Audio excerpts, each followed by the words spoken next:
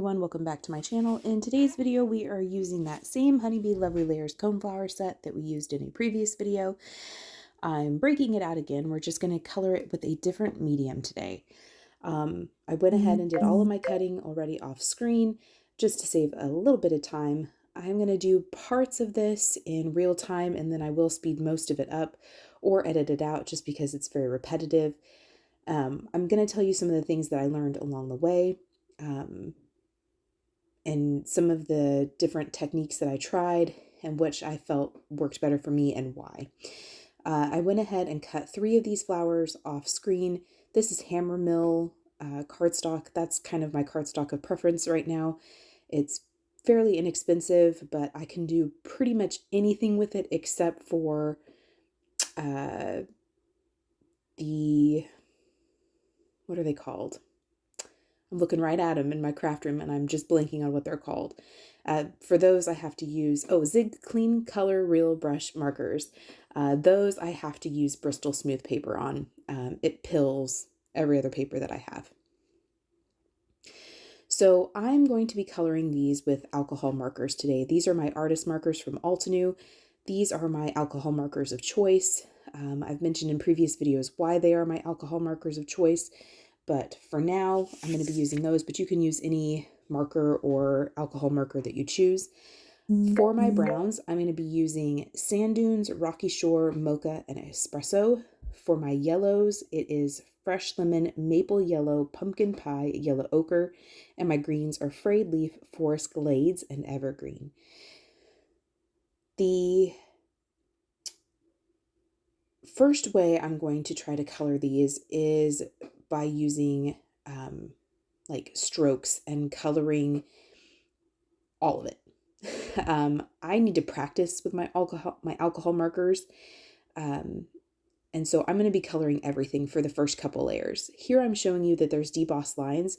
That shows you that that is what is actually going to be visible when the flower is all put together.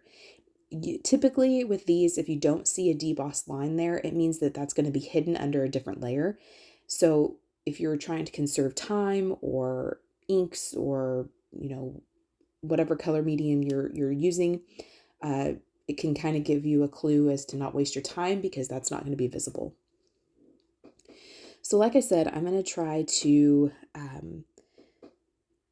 color all of this. Now I'm going in with, I think this is my lightest marker. It looks dark though.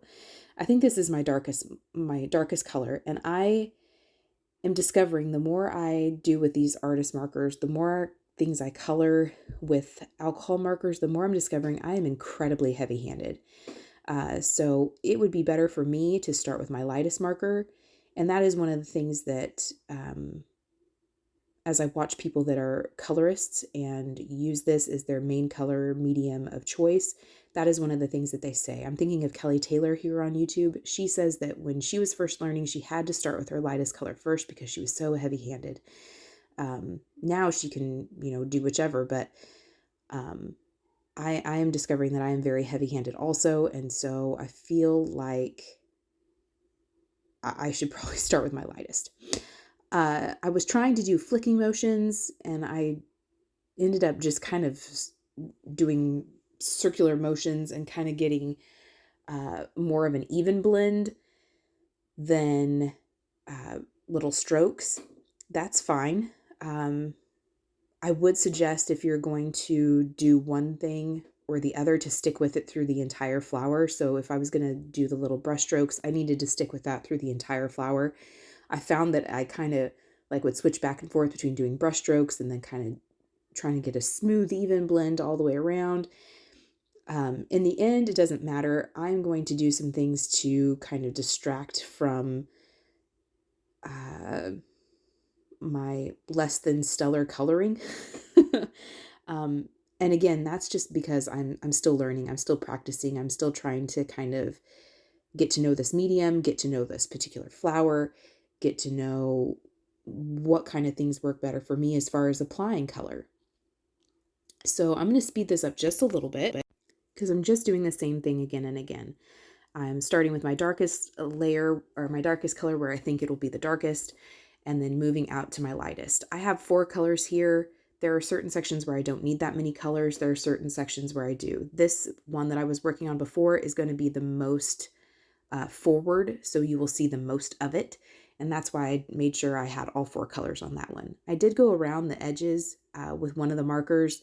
It kind of depended on what layer I was on, what marker I had in my hand, but I did try to go around the edges of each of these die cuts just to kind of finish them off, make them look a little more polished. I am going to slow this down again in a second. Here I'm just trying to make sure that I like how things are blending and that I've got enough color and enough contrast on each of the layers. So one of the things that I have seen Kelly Taylor do is that she will line these layers up and just color in what is going to be visible. Like I said, I colored everything in just to practice, but then I was discovering that I was getting kind of tired of coloring everything, practice aside. And so I did try to kind of layer the next layer on top and just color in what was going to be visible. That actually worked a little bit better for me. The reason, and that's what I'm doing right here. So I've got this white layer. This is going to be the next layer that I color. This is the second from the back, second furthest from the back. And so I'm going to take the lightest color. I'm going to take the lightest color, and everywhere I see white, I'm going to put some of that lightest color. And this is going to show me what I do need to color. The reason why this helped me is because it was smaller chunks. I got a little, I guess, overwhelmed with coloring everything in. In my mind, I thought, okay, you need practice, so color everything. But I got kind of overwhelmed and I got a little, I guess, bored of the tediousness and it not all having a reward because it wasn't all visible. I hope that makes sense. So coloring in just the sections that were going to be visible actually helped me. It helped me take smaller bites and it helped me get more reward because all of my coloring that I did was going to be visible, not just certain little sections. And it helped me not get so bored so easy because I was able to move through the layers faster. So I encourage you, as you're trying a new medium, as you're trying to become more comfortable with a new medium, try different things. Watch other creators and how they use that medium and give things a try. I thought in my head that, practicing way to go, color everything. But then, learning from a pro, she only colors what's going to be visible. And that actually helped me quite a bit. So I encourage you to give things a try. One of the things I will say is color a little bit more than what you think you're going to need, just because I did have to go back several times and I guess get certain places I missed, just because you could barely see a little bit of white, or you could barely see just a little bit too much of a lighter color on a layer that should have been darker, or on an area that should have been darker. Again, every layer I do try to go back and color in each of these kind of the edges, just so that it gives it a little more polished and finished look. So I'm going to again speed this video up just a little bit because it is tedious and it is the same thing over and over. Again, as I get back further and further on the layers, I use less and less of the 2 lighter shades and more of the 2 darker shades, just because this is a layer that is further back, so it would naturally have more shadows, more darkness to it, as opposed to layers that are further toward the front. Those are going to have more of your lighter colors because light's going to be able to reach those a little better. So again, just trying to keep things as simple as possible, doing only the sections that are going to be visible, trying to go a little bit outside those, just a hair, just so that I can cover my bases. And I do, as I go along, double check and make sure that I've got enough color. When I had these glued together, I did go back and have to add some color in certain spots on certain flowers, just because, again, I didn't quite get enough color, or I got kind of the wrong color. So for example, too much of a light shade in an area that should have been darker or would have had more shadows. So I do go back and double check that. And that's another thing, don't be afraid to like double check yourself. Okay, let me put this layer back on, make sure I've got enough color.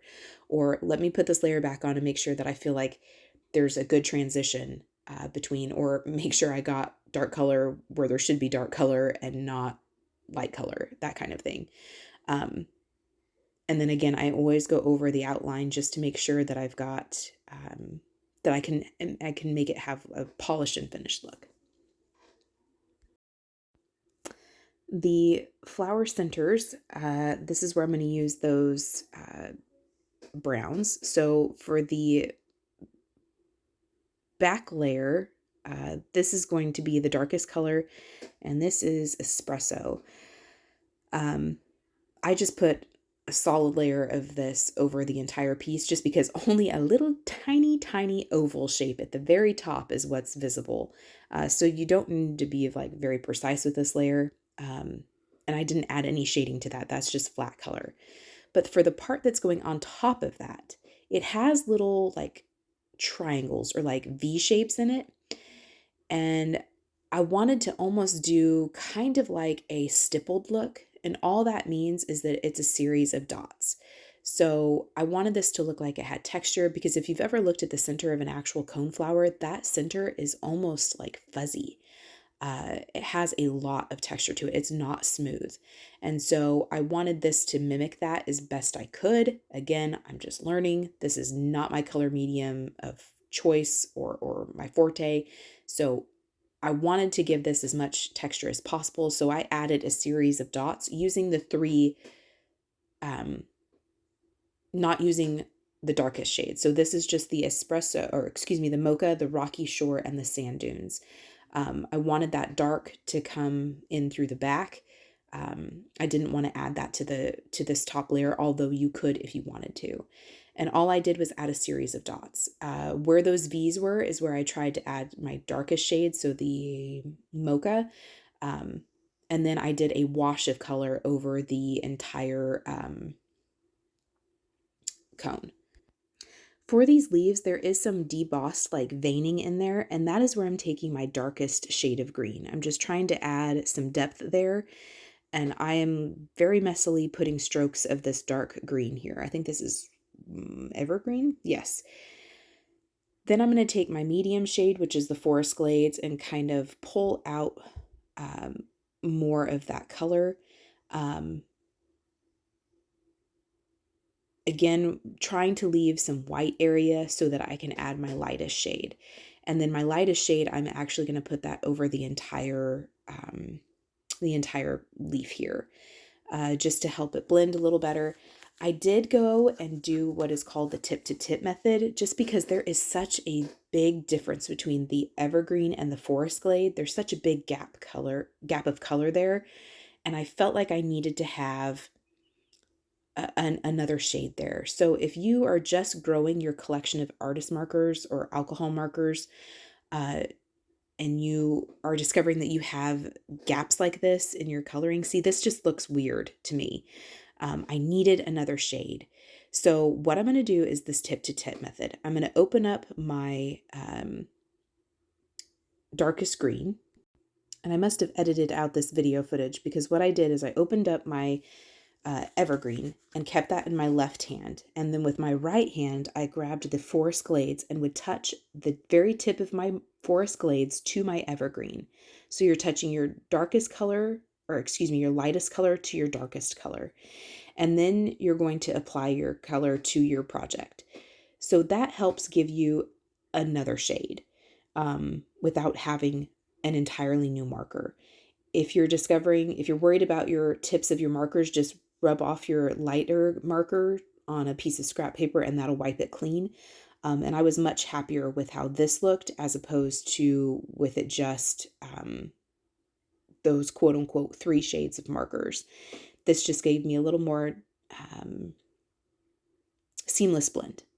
So now it's ready to put everything together. I'm going to apply glue to the layer that I'm going to be attaching to the base layer. So this is actually the second layer, and I'm going to apply glue to that and then put that on the first layer. And when I say first layer, I mean the the furthest back layer. So the base, I guess you could say. That's a better way to put that. I'm applying glue to the piece that is going on top of the base. And I'm going to repeat that for all of them. This is very easy to line up. There's a little notch in the center of the flower, and then there's some leaves that are very distinct, and they line up on one another. But that layering guide shows you kind of marker points to help you know where to line up what, so that you get the best results as possible. But this is, again, pretty easy to line up. Honeybee has done an amazing job on making sure that these are super user-friendly and easy to understand and put together. I mentioned in a previous video how I had purchased some layering sets from Altenew many years ago. This is way before they started to do their keyhole method. And I loved how they looked, but they were so tedious and kind of intimidating to put together that I stopped using them, which is a shame. And so I have not experienced or used Altenew's new keyhole version yet, but I can only imagine, just based on my previous experience with them, that makes things so much more enjoyable to put together and more rewarding, because it actually looks like, their demonstration pieces, or it looks like the image on the layering guide. I'm going to finish off by putting the center on here, and then that is all the pieces done, and I'm going to assemble the rest of these off screen, just so that we're not here for the next ever. Like I said, this is not my coloring medium of choice, and so I am pretty slow with it. My coloring looks pretty good here on screen. It doesn't look that good in real life, so thank you, technology and filming, for making my coloring look really good. One of the things I will say going forward with the other two flowers is that I did do Kelly Taylor's method of just adding coloring to what was going to be visible. Again, I found that kind of worked the best for me, and so that is what method I did going forward. But you practice, experiment, give things a try, and see what works best for you. To hide imperfections in my coloring, I decided to do some splatter. So I have some white acrylic paint. This is folk art paint. I purchased it at Hobby Lobby, I don't even remember how long ago, in the color Wicker White. And I put a little bit of that in some water and used a cheap brush to splatter that on. I got some huge globs on one of the flowers and one of the leaves. And I was like, oh man, I don't even know how I'm going to cover that up, because if I were to put marker over it, it would look weird. I was like, I don't know how I'm going to cover that up. I was like, well, when in doubt, add more splatter. So I went into my stash and grabbed Perfect Pearls in the color Perfect Gold and added that to some of the splatter. And I used an acrylic block for this. Before, when I got those really wild splatters, I was just picking it up from my desk and splattering it on using my finger, and that went berserk. It went everywhere. I had splatter everywhere. So Christina Werner quite often does this, using an acrylic block to put her splatter on, and she says she feels like she gets better control, and I would have to agree with her. I don't know if the brush I'm using is just not very good for this purpose, but I feel like I get everywhere. And using an acrylic block was just a lot easier and way better to control. Everything is dry now. I did take this craft panel and cut it down to 4 by 5 1/4, and I am going to work on the sentiment. So my sentiment comes from the Simon Says Stamp All About Mom die set. I was intending this to be a Mother's Day card, but all of the other orientations of the sentiments and greetings in this, I didn't like how they looked, or I just didn't like the sentiment for this particular card. And so I settled on the "You Are Wonderful."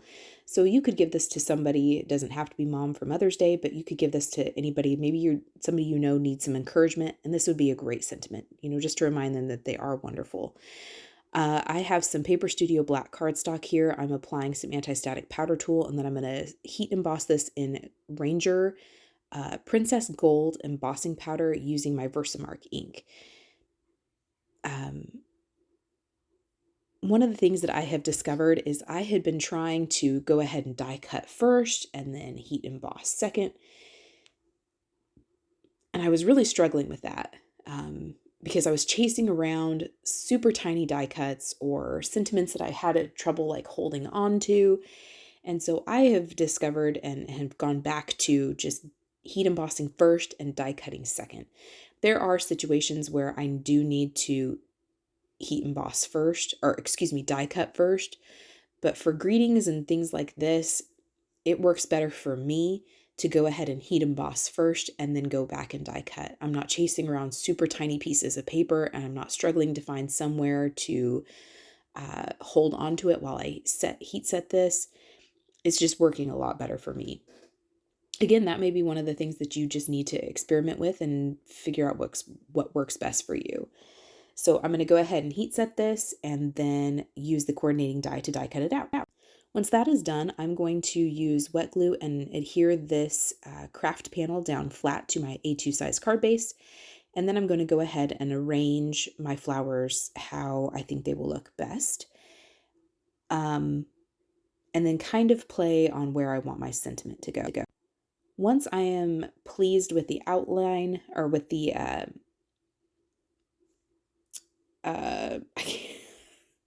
the arrangement. Wow, words are hard, y'all. I'm going to go ahead and glue all of those down flat. So because these are layered die cuts, if I don't put a foam square to the left of where my index finger is right there, it's not level. And so if the person were to put this in the mail, that part would probably get squished in the mail. So I put a foam square there and then put liquid adhesive over the rest of that. And then I am using my greeting to hide that big, ugly splotch of white paint. And that's another trick. So if you have a section of a flower or a die cut or an image or background, whatever it may be, that you're like, ugh, that looks ugly. What am I going to do? Or, ugh, I messed that up. And you don't want to start over, or you don't have time to start over, put something over it and hide it. An embellishment, a greeting, something, and hide it. I did think about putting some sparkles on this card, but with that Perfect Pearl splatter and the white, I didn't think it needed it. I thought it was good. I did also think about cutting off some of the parts that were hanging over and decided I was just going to put this in a larger envelope and call it good. I didn't want to cut off any of these beautiful flowers. So thank you so much for spending time with me. That is the card for today. I hope you felt inspired. And until then, we will see you next time. Bye.